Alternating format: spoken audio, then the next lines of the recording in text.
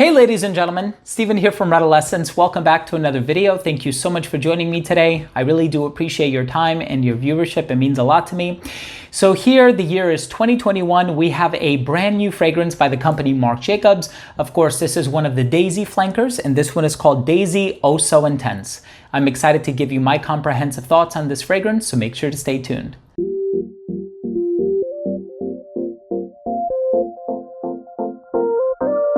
Now, before I begin my perfume review of Marc Jacobs Daisy Oh So Intense, a brand new 2021 release, I do want to mention that if you are a fan of fragrance-related content, if you like perfume reviews just like this here on YouTube, but also top 10 videos, giveaways, unboxings, special guests, and more, please do consider supporting this channel by subscribing to it. All you have to do is click on that red button in the corner. It would mean so much to me. And while you're at it, make sure to give this video a thumbs up for the YouTube algorithm. So the original Daisy by Marc Jacobs actually came out back in 2007. I can't believe it's been 14 years. It has actually won 2 Fifi Awards, so that's the Fragrance Foundation. And the perfumer for the original, as well as for this one, is Alberto Morillas. He is such an accomplished perfumer. He has done everything from Acqua di Gio by Giorgio Armani to Kenzo Flower, the brand new Eau de Toilette. He's basically done a ton of fragrances. And here we have the most recent flanker to the Daisy lineup, and this is called Oh So Intense. Now, there have been like over 24 flankers for Marc Jacobs Daisy, so I'm not even going to go through listing them all, but this one is the more intense version. It actually has some fruity nuances, so it does borrow the strawberry from the original. This one also contains pear in it. This doesn't have the characteristic violet note that is found in the original, but this has a combination of honey and rose in the heart. And then of course, as you get into the base, you do have some resins like benzoin, you have a little bit of vanilla, you also have this mossy quality. So there are some green nuances to the perfume as well. In any case, I'm excited to give you my thoughts on it, how it smells, how it performs, how much I would compare it to the original, and how much more intense I actually find this one to be. But let's go ahead and start things off with the presentation.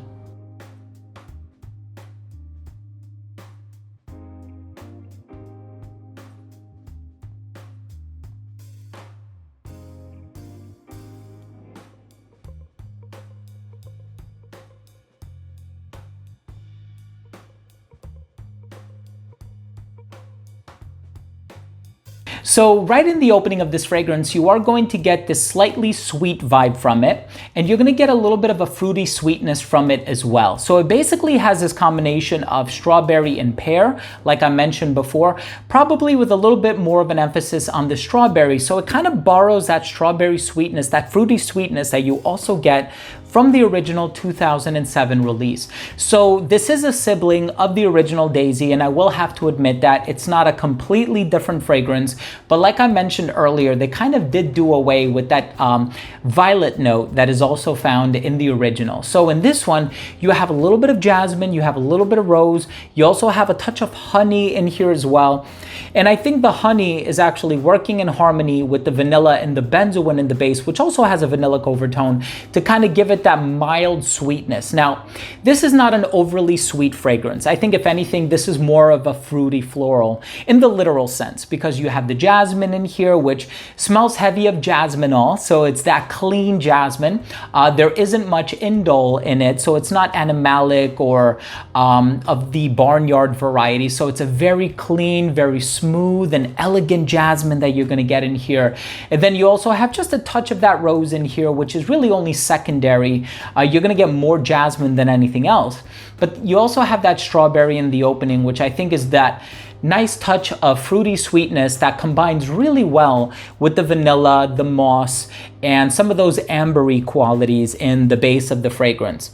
So in terms of the balance of sweet to floral, I would say it's like 20% sweet, 80% floral. Also, how similar does this smell to the original Daisy?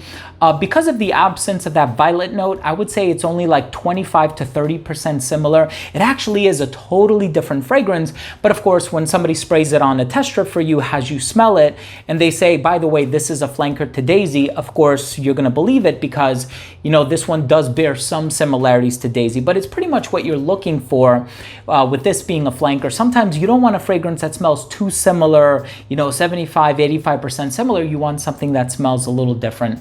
And I really feel as though Daisy Oh So Intense manages to do that.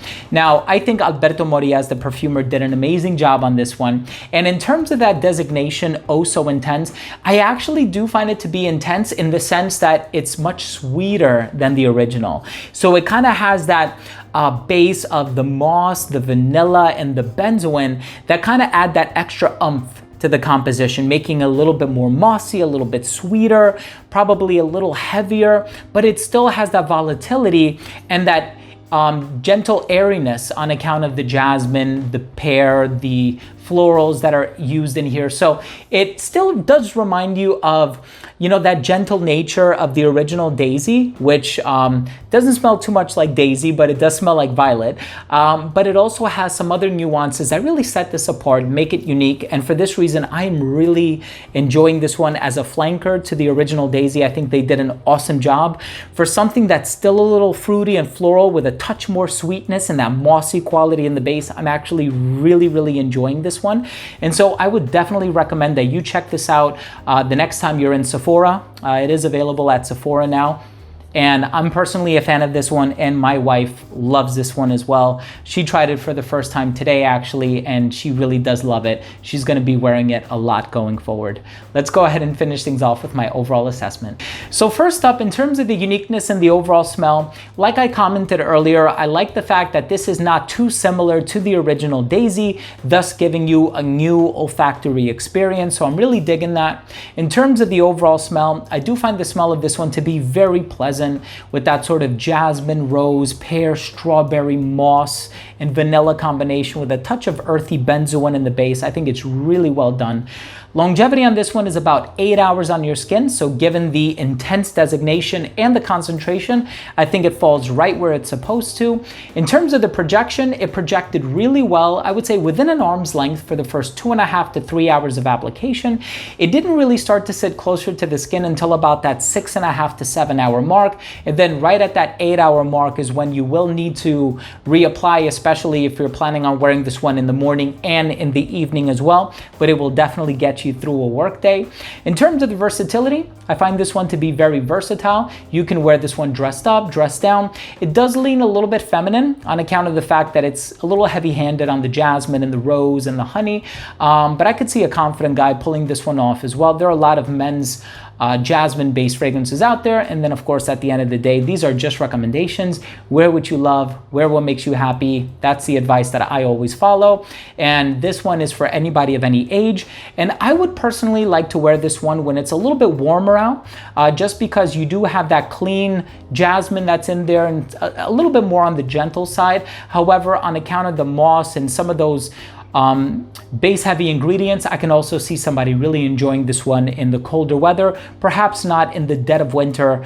There are some other fragrances from Marc Jacobs that I would recommend wearing when it's really cold outside. And in terms of the presentation, I like the gold coloration on the bottle, and of course the iconic shape. It is award winning.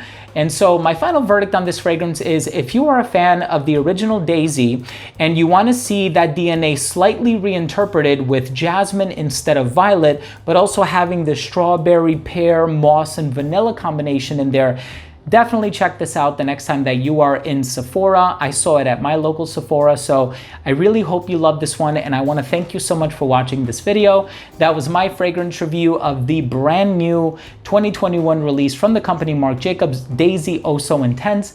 If you own or have tried this fragrance or any other fragrance from the Daisy lineup, including the original, let me know what you think. Leave a comment down below. Also, please don't forget to support this channel by subscribing to it. If you did take something of value from this video, please go ahead and click on that red button in the corner. It would mean so much to me. And while you're at it, make sure to give this video a thumbs up for the YouTube algorithm. Thanks again for watching. Love you all, and we'll see you soon. Bye.